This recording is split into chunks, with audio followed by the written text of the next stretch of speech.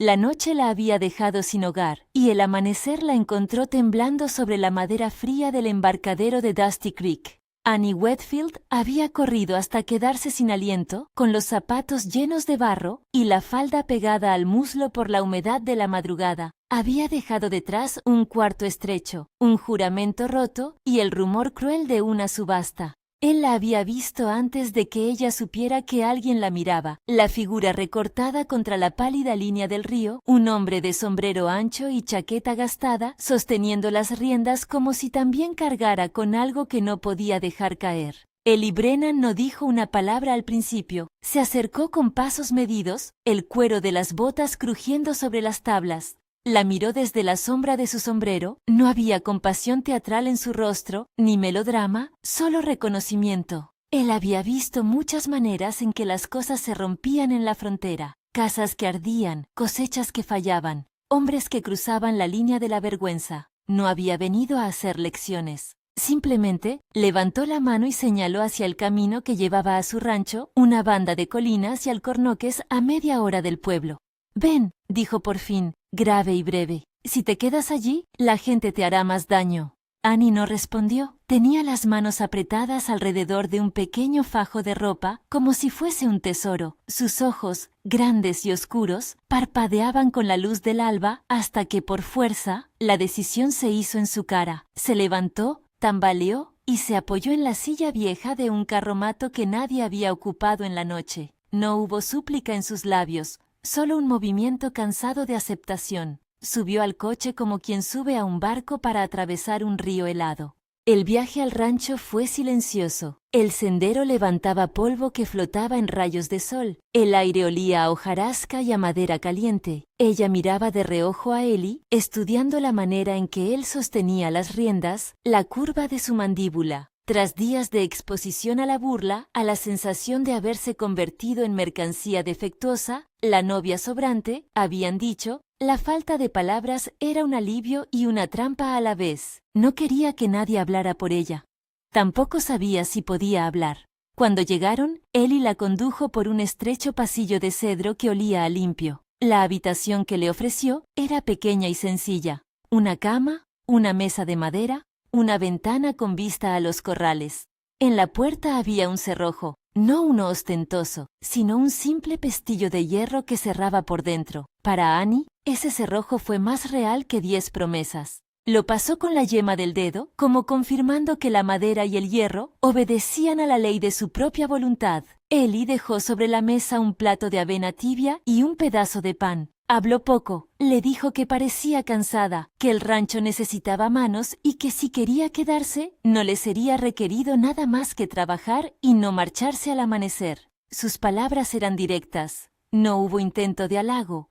El tratado era elemental y por ello generoso. Techo, trabajo y silencio cuando Annie lo pidiera, fue lo que necesitó en ese momento. Los primeros días estuvieron hechos de pequeños ritos. Annie aprendió a cerrar el cerrojo y a sentir que el ruido de la casa quedaba amortiguado por la madera. Aprendió a prender el fuego sin quemar la olla, a limpiar los utensilios con movimientos eficientes, a barrer la cocina sin prisa, a despertar con la luz que se filtraba entre las cortinas y a ver a Ellie ya en el brete por las caballerías, su figura empequeñecida por la distancia. El trabajo tenía un sonido propio, golpes lejanos, el chasquido seco del heno, el rumiar de la leche en la noche. Cada tarea la anclaba. Le daba un lugar donde apoyar la pena y poco a poco donde reconstruir la costura de su voluntad. El rancho tenía otra vida que Annie comenzó a tomar por costumbre, la de Samuel Chen y su mujer, Marta. Samuel era un hombre de manos grandes y rostro suave, marcado por una antigua herida en la ceja. Había llegado desde más lejos que la mayoría, y su acento guardaba una cadencia extraña para los oídos del pueblo, pero nadie discutía la honestidad de su trabajo ni el valor de su compañía. Marta atendía al corral y a la casa grande con diligencia. En sus ojos se leía una mezcla de prudencia y de ternura que la hacía parecer menos dura de lo que su reputación decía. Marta fue de las primeras en acercarse a Annie sin preguntas. Le enseñó a guisar frijoles en una olla grande, a colocar las semillas en filas rectas en la tierra negra del huerto y a reconocer el momento en que las gallinas volvían al gallinero. Samuel, en cambio, no hablaba mucho sobre las cosas del pasado. Había una línea en su boca que no se curvaba fácil, pero cuando la miraba a ella, sus manos buscaban cualquier pretexto para servir café o reparar una chinche en la manta y con ello decir lo que las palabras no podían: aquí puedes estar. Mientras tanto, en Dusty Creek, los rumores, esa corriente subterránea que mueve la opinión como la marea, no se habían calmado. Josephine Caldwell, señora de la modesta pensión donde Annie había pasado la noche antes de huir, encontró en la desgracia ajena un escenario propicio para la crítica. Josephine tenía una voz afilada y un don especial para recordar faltas que otros preferirían olvidar. Su hija, Charlotte, la acompañaba con la mirada de quien ha aprendido a repetir la canción cruel de su madre, sin entender por completo su letra. La subasta de novias había sido el clímax de la humillación. Annie, colocada sobre una tarima como quien se ofrece un objeto desafectado, escuchó las voces que la tasaban y la reducían a pieza de comercio. Recordar aquello era como rozar una herida, ardía y dejaba un sabor metálico en la boca. Aquel día, habían hablado de su valor con frialdad, como si su vida fuese una propiedad de la cual se pudiera prescindir. No hubo maniobra legal en aquello, solo la costumbre cruel de hombres que sentían derecho a medir el precio de una mujer según su utilidad para la horda. Annie no suplicó en la tarima, permaneció erguida, con la mirada baja, y cuando la subasta terminó, tuvo la certeza de que no podría quedarse en ese lugar.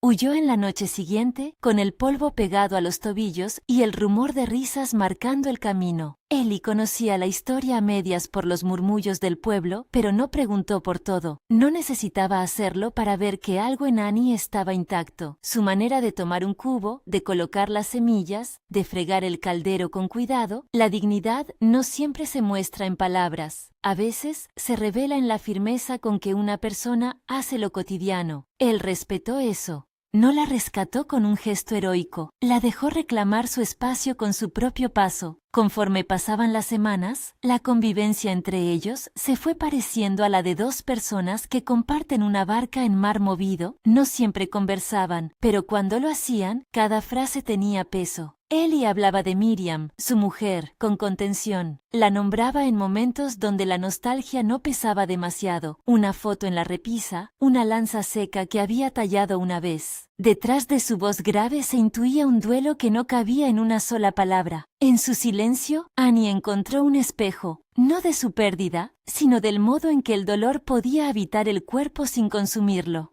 Annie, por su parte, empezó a hablar más. No sobre la subasta, al menos no al principio. Habló de cosas pequeñas. El modo en que la luz de la tarde inundaba el granero, el silencio particular de las ardillas, la textura del pan recién horneado. Su voz, que antes había parecido un hilo a punto de romper, fue ganando entidad. Hizo preguntas prácticas, y cuando lo consideró oportuno, devolvió una broma con una mueca y un destello de risa. No hubo promesas de matrimonio en esas conversaciones. Hubo construcción de confianza, la clase que se hace con ladrillos y esfuerzo. Durante esas jornadas, apareció el cerrojo como símbolo de su refugio. Lo cerraba al entrar y lo tocaba a menudo, como comprobando que la decisión de quedarse tenía un refuerzo físico. Aún así, nada borraba por completo el eco de la burla. Cada vez que bajaban al pueblo por provisiones, Josephine o alguno de sus conocidos le entregaba esa mirada que mezcla compasión falsa con curiosidad maligna. Había quienes bajaban la voz para no parecer que se metían en líos, por miedo a Marcus Bond. Marcus Bond era un terrateniente del condado, dueño de extensas parcelas y, más peligroso aún, de la opinión en la que muchos se dejaban influir. Su poder no era solo económico, era simbólico. Se movía por el pueblo como si cada calle fuera su casa, y si a alguien le faltara el valor, su nombre bastaba para que la gente cambiara de acera. Había asumido que la autoridad basta para sostener la ley y que cualquier disidencia podía resolverse con intimidación. El choque entre la vida en el rancho y la influencia de Bond no tardó en ocurrir. Fue pequeño al principio. Una mirada fiera en la taberna. Un desprecio apenas en voz alta. Una orden murmurada. Los hombres que trabajaban para Bond solían circular por los límites del rancho buscando motivos. Samuel, que no rehuía la palabra cuando la verdad lo pedía, discutió con uno de esos hombres sobre el derecho a protestar por el trato de las mujeres del pueblo. Nada grave, o al menos eso se creyó, hasta que la violencia, que siempre encuentra una excusa para hacerse presente, dio su nombre. No hubo mucho aviso. Era una tarde en la que el sol pegaba con ferocidad, y los ladridos de los perros sonaban como una alarma petulante. Samuel había ido a tomar agua al margen del camino, cuando dos figuras emergieron de la sombra de los álamos. No eran forasteros, eran conocidos lo bastante para que cualquiera en el pueblo los identificase como parte de la cuadrilla de Bon. Hablaron primero con palabras, luego con empujones. Samuel, que no buscaba el conflicto, terminó recibiendo golpes. Annie, que estaba en el huerto dejando hilo a una hilera de alubias, oyó el ruido de la pelea. Corrió, no con la temblorosa prisa de cuando huyó, sino como quien sabe que algo en su nueva casa está en peligro y que su presencia, aunque pequeña, puede inclinar la balanza. Llegó justo cuando Samuel yacía arrastrando el aliento en la tierra, una rodilla rota, o quizás un costado abollado, sangre seca en una comisura de la boca. Las manos de Samuel, siempre limpias de trabajo, estaban manchadas de un rojo que no pertenecía al huerto. Los hombres se marcharon con la indiferencia de quien cree que el orden está de su lado. Dusty Creek, como muchas comunidades, a veces actúa con miedo. Algunos miraron desde lejos, otros cerraron puertas, y varios fingieron no ver.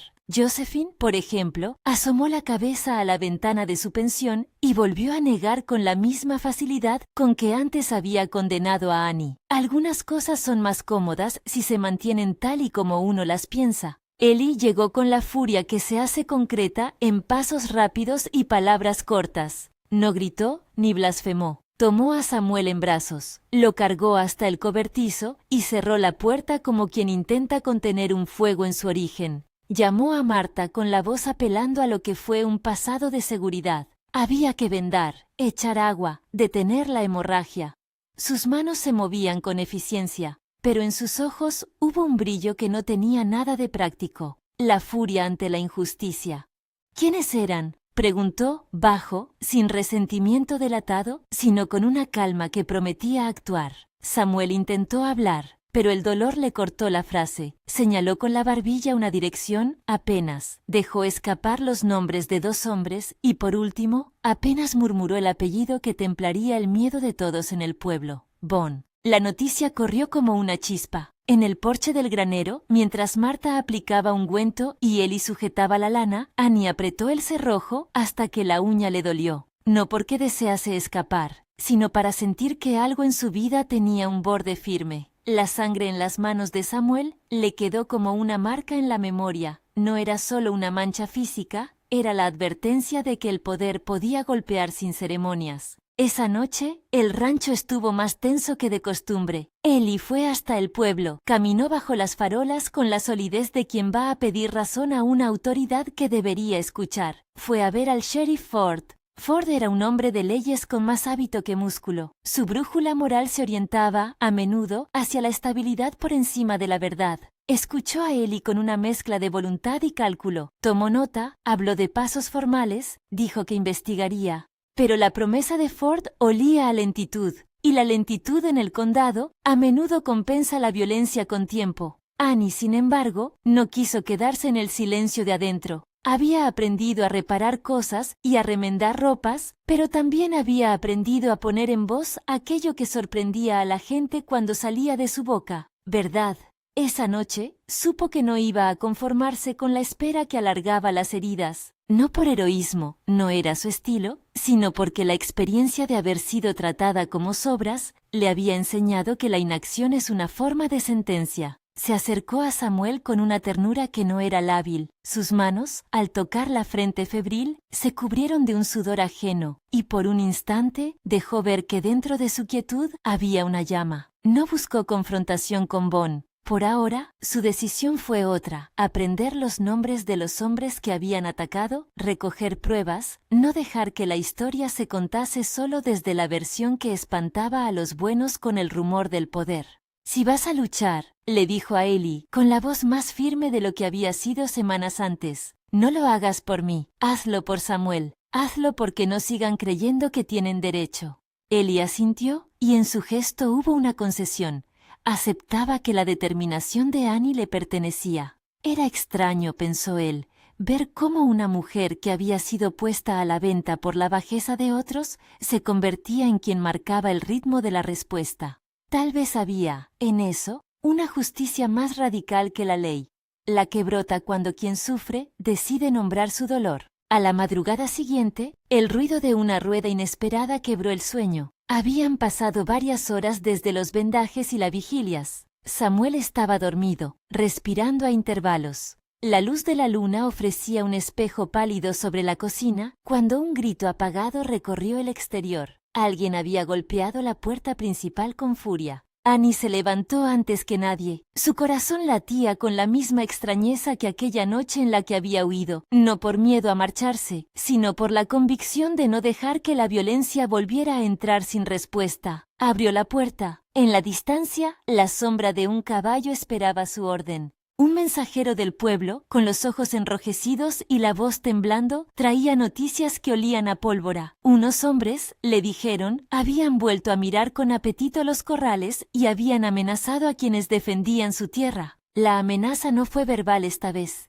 Fue el aviso de que la pelecha no tendría solo un capítulo, y mientras Annie miraba al mensajero, las manos del rancho buscaron sus herramientas. El cerrojo quedó detrás de su espalda como un juramento. Ellie, sin ruido, acomodó su revólver en la funda, no por gusto, sino porque la frontera obliga a que algunos lleven el temor como equipaje. Marta agarró la lámpara y Samuel, sentándose con esfuerzo, apretó la mano de ella como si hubiese encontrado en su gesto una razón para seguir. La luna se desgastaba en el cielo y la noche parecía contener el aliento antes del choque. Dusty Creek, con sus casas de madera y sus secretos, iba cerrando filas. La violencia había girado la rueda. Annie, que había llegado huyendo de la humillación, ahora se quedaba a mirar cómo el pueblo definía los límites de su coraje y los de la cobardía. No era una heroína de novelas, era una mujer que había aprendido a cuidar un cerrojo y a nombrar lo que no debía soportarse. Cuando los primeros pasos de hombres armados se escucharon en la distancia, el rancho se inclinó hacia la tarea de resistir.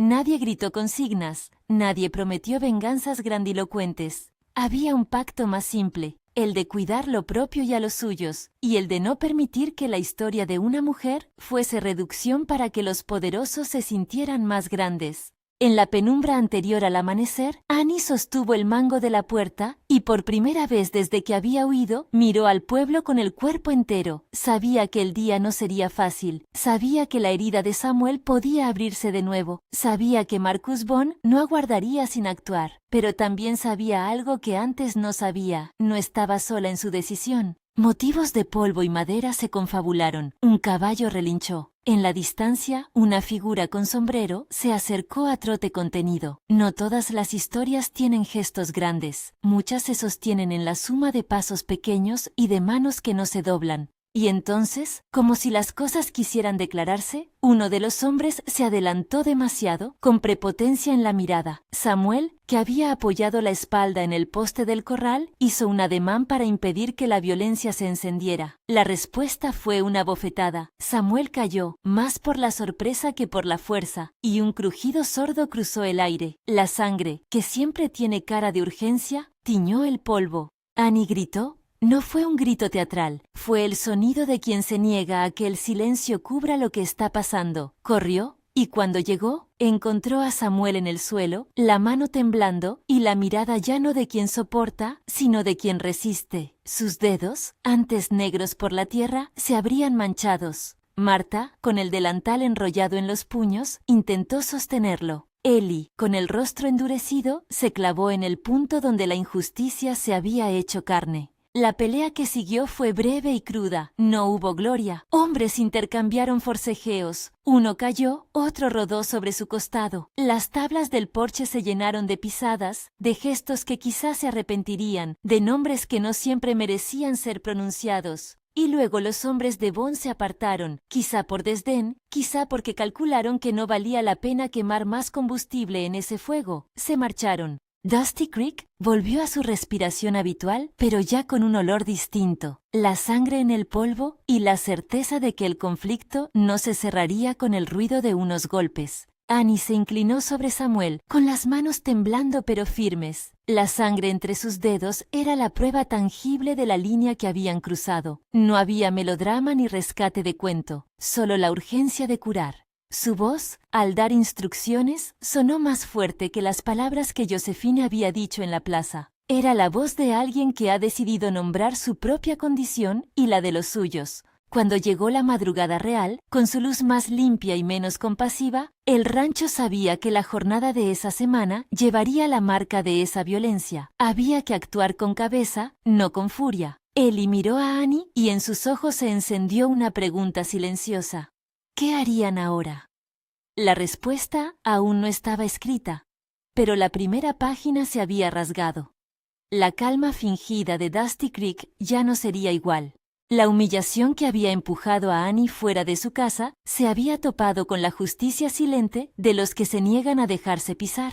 Annie, con los nudillos manchados, soltó un suspiro que fue medio risa y medio llanto. No estaba dispuesta a convertirse en aquello que la habían llamado. No pediría perdón por querer quedarse. Y mientras el sol comenzaba a levantar su raya caliente, el cerrojo en la puerta del cuarto seguía ahí, pequeño y resistente, como si fuera un talismán que resguardara no solo la carne, sino la elección de una mujer que había decidido, sin prisa y sin teatro, reclamar su lugar. Si esta historia te toca, quédate hasta el final y cuéntame en los comentarios si alguna vez te sentiste sobrante.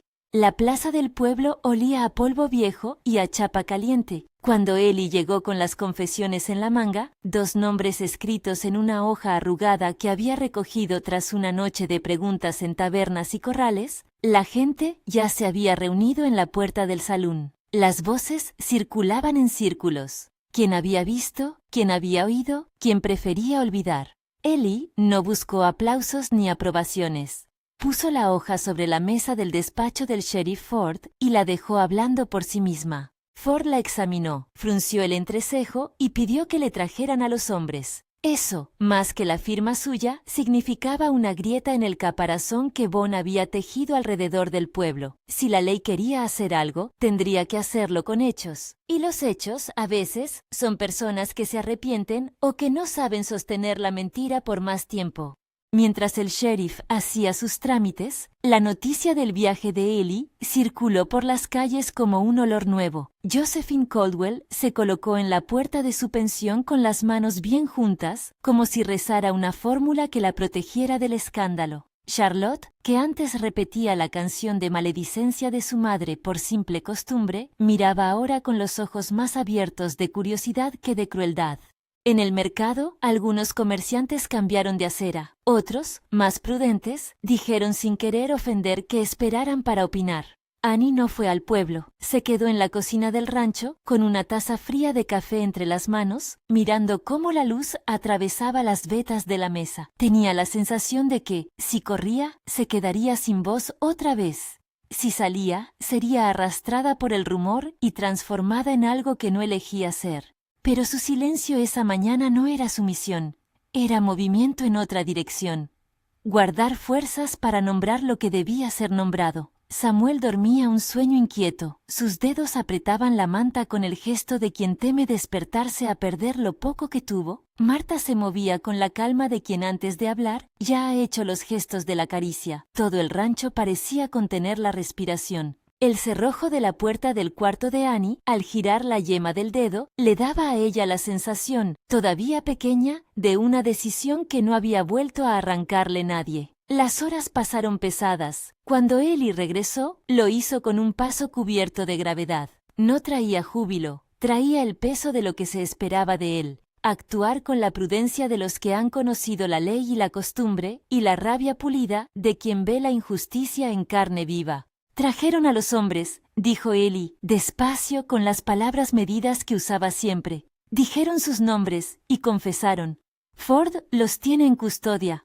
Annie miró el rostro de Ellie. En sus ojos, la noticia chisporroteó con algo parecido a alivio mezclado con cautela, no porque confiase ciegamente en la ley, sino porque la confesión era una pieza que no se podía quitar del tablero. Había margen para que la ciudad viera que el golpe no había sido un accidente, que la violencia que se ejercía contra quienes no se sometían tenía manos identificables. ¿Yvonne? preguntó ella, sin levantar la voz demasiado. Eli tensó la mandíbula como si midiera la distancia entre el nombre y la respuesta. Marcus Bond no era fácil de tocar. Tenía apoyos, dinero y la previsibilidad del que cree que su posición lo salva de todo. Pero la confesión de los hombres, y sobre todo, el hecho de que ahora hubiera testigos que no parecían dispuestos a callar, había empezado a socavar el aura de invulnerabilidad. «Vendrá al pueblo», respondió Eli, no por justicia, sino por orgullo. Cuando la tarde cayó, la plaza se llenó de sombras que sabían más de lo que decían. Bond apareció con su habitual aire de dueño de todo y de todos. Botas lustradas, sombrero que jalaba sombras, una sonrisa que no alcanzaba los ojos. Calculó el sitio donde plantar su autoridad y habló como si la plaza fuese su sala privada. «Lamento lo sucedido a su empleado», dijo, con voz que pretendía calma. «Pero no acepto difamaciones. Si alguien ha recurrido a la violencia, que caiga quien sea. Pero no aceptaré que el pueblo se convierta en tribunal de rumores». Su tono fue un aviso. Lo que se considerara una ofensa pública sería combatida. Las palabras buscaban volver a poner en su sitio la costumbre. Era un intento de que el miedo volviera a gobernar. Eli se adelantó poco después y dejó que el sheriff leyera las declaraciones. Los murmullos crecieron. La plaza, acostumbrada a obedecer un pulso, se encontró en una tensión nueva. Por primera vez, la voz del agraviado podía rebotar de esta manera contra el poder. Bond sonrió con esa sonrisa que quería ser punta de lanza, pero que sonaba hueca al lado de las palabras oficiales. Entonces, sin que nadie lo esperara, Eli tomó la mano de Annie y la llevó hacia el centro del corrillo. No la empujó, la adelantó con la naturalidad de quien ofrece a otro la oportunidad de escoger. Annie sintió la mirada de toda la plaza caer sobre su espalda, como si cada parpadeo fuese un cuchillo o una caricia, según el caso. Ella se detuvo un instante, el polvo le pegó a las botas y el sol le enrojeció la nuca. Sus dedos rozaron el cerrojo que llevaba en su bolsillo como para recordar de qué manera había aprendido a cerrarlo y a no dejar puerta abierta a los que querían imponer destinos. «No voy a pedir perdón», dijo entonces, con la voz como quien decide abrir un grifo que hacía tiempo estaba cerrado. «No vine aquí para que me midan como si fuese mercancía. Vine a vivir, vine a trabajar. Y si alguien cree que tiene derecho a decidir mi precio, que lo diga frente a mí». La frase cayó en la plaza con la exactitud de una piedra en un estanque. Los contornos del silencio se movieron. Josephine, que en la sombra había cultivado su condena, tragó saliva. Charlotte bajó la cabeza, como si por primera vez comprendiera que repetir «Yel» no es lo mismo que entenderlo. Annie no alzó la voz en estridencia. Su fuerza estaba en la calma que convirtió en filo sus palabras. Habló de la subasta con frialdad, no buscando conmiseración, sino verdad. Recordó, sin teatralidad, el humillante silencio de la tarima, la sensación de que su vida era un objeto en un escaparate. Habló de las manos que la habían tocado, no para erotizar, sino para exponer. Quienes la habían movido como si fuera una pieza, no habían pensado que esa pieza tenía nombre. Sus palabras fueron haciéndose más claras, como quien limpia un cristal empañado hasta ver el paisaje detrás. Dijo lo que muchos no se atrevían, que la costumbre de denigrar a alguien no era un hecho aislado, sino una práctica que permitía a unos pocos sentirse más grandes. Marcus Bond intentó interrumpirla. Su habitual modo fue saltar con una palabra venenosa, algo sobre honor y orden. Pero la plaza ya no estaba dispuesta a recibir la historia única que él ofrecía. Varios vecinos, aquellos que antes se escondían con la excusa del miedo, comenzaron a murmurar. Samuel, que cojeaba, apoyó el bastón y dijo en voz baja que había visto la sombra de quienes golpearon.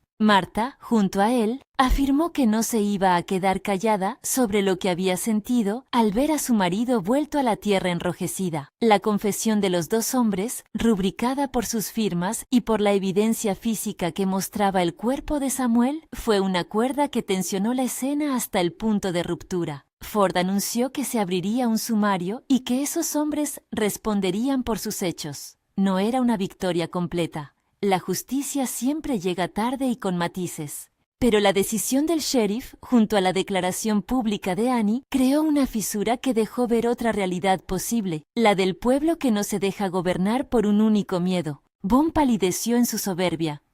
Intentó recomponer la escena con ironías y amenazas veladas, pero muchos rostros en la plaza devolvieron esos gestos con la distancia de quien ha decidido no ser cómplice. No hubo linchamiento ni vindicta colectiva. Hubo algo quizás más profundo, un pequeño terremoto moral que hizo temblar la arquitectura social. Cuando la plaza volvió a su pulso de siempre, con gente que comentaba lo ocurrido en voz baja y otros que se marchaban con la firme intención de pensar el problema, Ellie se quedó junto a Annie en silencio. No hubo palabras grandilocuentes entre ellos. Aquel diálogo no necesitó gestos ostentosos, ambos sabían que el punto de inflexión no lo había dado uno solo. «Lo hiciste bien», murmuró Ellie, sin buscar elogios, solo constancia. Annie ladeó la cabeza, sin orgullo ni falsa modestia. Había descubierto que su voz no era una espada ni un escudo, era una herramienta que podía abrir una puerta. La noche llevó consigo la fatiga del cuerpo y la inquietud del alma. En el rancho, la cena fue sencilla, la conversación medida. Los hombres detenidos por la confesión estarían en la oficina del sheriff, pero Marcus Bond, con todo su poder, no desaparecería como por arte de magia. La estructura que permitía que alguien considerara posible subastar a una mujer seguía viva en la costumbre. Lo que la plaza había hecho era comenzar a cuestionarla. Las semanas siguientes vinieron con el ritmo de quien cosecha lentamente la confianza. Annie continuó trabajando. Su día a día se volvió el ejercicio de recuperar el uso pleno de su reino pequeño. El huerto, el fogón, la limpieza de las herramientas. Cada jornada era una muestra más de que permanecer era una elección. No estaba obligada a quedarse por gratitud. Se quedaba porque el trabajo le daba la medida exacta de su ser. Ellie, por su parte, siguió a sus caballos y al cuidado de los muros. Sus palabras hacia ella se redujeron a las necesarias y las sinceras. Un gesto al atardecer para indicar que la cena estaba lista.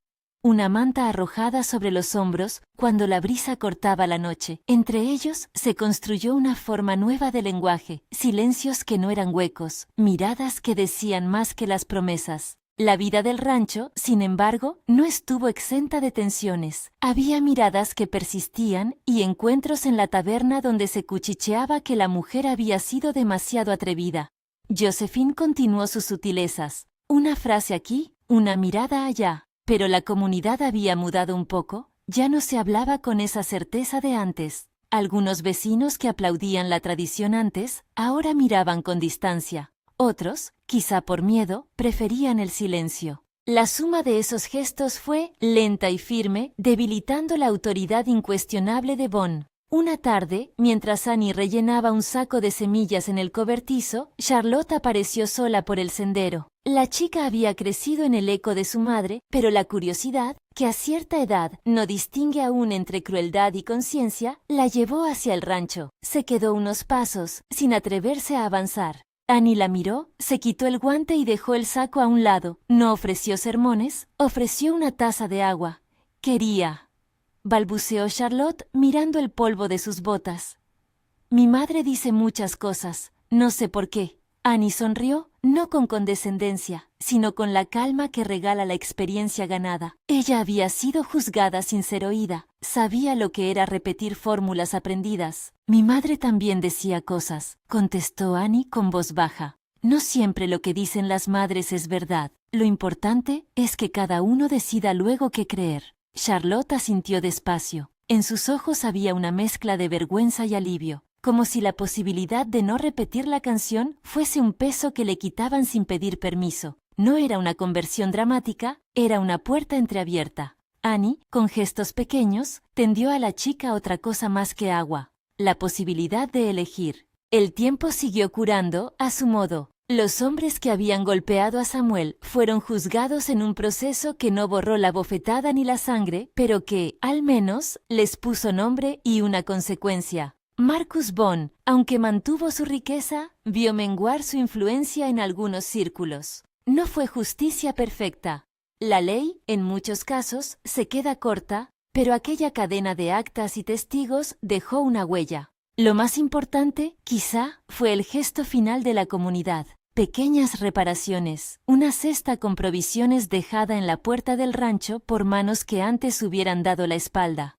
Una compra en la tienda hecha por alguien que ahora no quería pagar la licencia de la exclusión. Son movimientos diminutos, sin titular, que con el tiempo forman paisaje. Una noche de verano, ya sin la ansiedad constante de los primeros días, Annie y Ellie se sentaron en el porche con una manta entre las piernas. El cielo estaba limpio, las estrellas parecían más cercanas que de costumbre, como si el mundo hubiera expandido su permiso para respirar. Ellie había traído un pequeño paquete envuelto en papel. No era joya, no era una promesa de novela, era algo austero y cargado de sentido, una llave. La deslizó sobre la mesa de madera y la dejó allí, como quien deposita una semilla. «No es para que cierres la puerta de nuevo», dijo él, mirándola con esa mezcla de respeto y timidez. «Es para que decidas, si quieres, que aquí tienes un lugar. No te pido que cambies tu vida. Te ofrezco compartir la mía». Annie tomó la llave entre los dedos. Tenía la dureza de la herrería y el calor de una mano reciente. Su mirada se posó en Ellie. En los surcos de su cara había trabajo y cansancio, pero también una especie de ternura contenida. Ella pensó en la noche en la que huyó, en la tarima, en las risas. Pensó en el cerrojo que le había devuelto la primera distancia segura. Pensó en Samuel y en Marta, en los nombres que la habían llamado por su trabajo y no por su precio. «No me casaré por fuerza», dijo Annie de forma clara. «No quiero que nadie compre lo que ya es mío. Si me quedo, será porque yo quiero. Si no, me iré cuando decida». Ellie asintió. En su gesto hubo alivio y respeto. No era el acto de un hombre que compra una mujer. Era la oferta de quien entiende que permanecer es un pacto libre. «Quiero que te quedes», contestó él, con la voz que había guardado para las cosas que valen. «Quiero que lo hagas por ti, y si te quedas, prometo construir contigo lo que haga falta». Ella dejó que la llave rodara entre sus dedos, la apoyó sobre la madera y la devolvió a Ellie en silencio. No fue una ceremonia, fue un intercambio. Aceptó quedarse porque eran sus manos y sus decisiones las que hacían el rancho más vivo. Esa noche no hubo celebración ostentosa. Hubo una cena sencilla, una manta compartida y, sobre todo, la constatación de una elección. Annie cerró el cerrojo de sus cuartos por la noche, no como quien busca ocultarse, sino como quien confirma un lugar elegido. Cuando Ellie la miró antes de apagar la lámpara, ella sonrió por primera vez sin el peso del miedo en el gesto.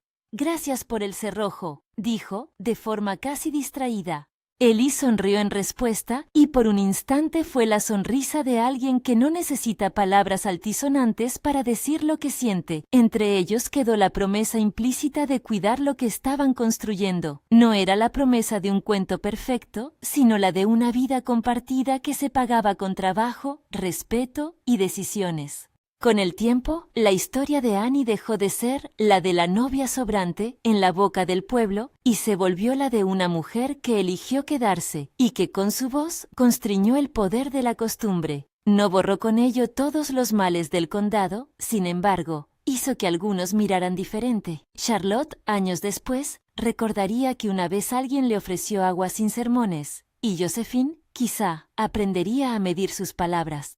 Desde el porche, muchas noches, se veía la línea tenue del horizonte. Annie y Eli, con las manos a veces entrelazadas, a veces ocupadas por las faenas, miraban las estrellas. Habían sobrevivido a la humillación, habían cuidado de los suyos y, lo más importante, habían decidido que la pertenencia no es una imposición, sino una elección. En alguna ocasión, cuando la brisa arrastraba el olor a hojarasca y a leña quemada, Annie recordaba la noche en que huyó, la madera fría del embarcadero, el temor que le apretaba la garganta. Pensaba en cómo una decisión, no suplicar, decir no al precio que le ponían, la había llevado hasta aquella mesa, hasta aquel cerrojo, y sabía, con la certeza de quien ha puesto piezas juntas con sus manos, que la dignidad no es un estado que se regala, sino algo que se trabaja día a día. La plaza de Dusty Creek nunca volvió a ser exactamente la misma. Hubo resistencias y olvidos, pero también pequeños gestos que cambiaron la rutina. Una vecina que ahora compraba más en la tienda del rancho, un hombre que llamaba por su nombre, a quien antes ignoraba, una chica que aprendió que repetir una canción cruel no la obliga a cantarla para siempre.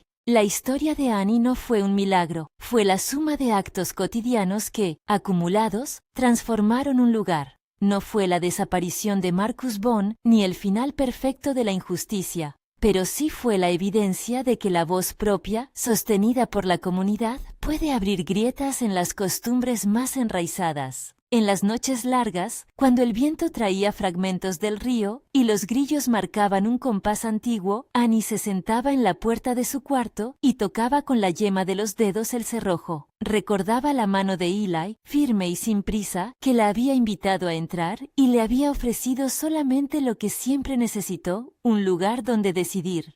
Así fue como la novia ignorada dejó de serlo. Se quedó porque lo eligió, trabajó porque le dio sentido a sus días, y habló cuando el silencio ya no podía sostener la injusticia. Y si alguna vez alguien volvía a dudar de su lugar, bastaba una mirada a la llanura, a la casa iluminada y al cerrojo en su bolsillo, para saber que pertenecer no es ser poseído, es ser elegido y elegir a su vez. Si esta historia te ha conmovido, compártela con alguien que necesita recordar que la elección y la dignidad comienzan con una voz que se atreve a pronunciar su nombre. Suscríbete si quieres más relatos así.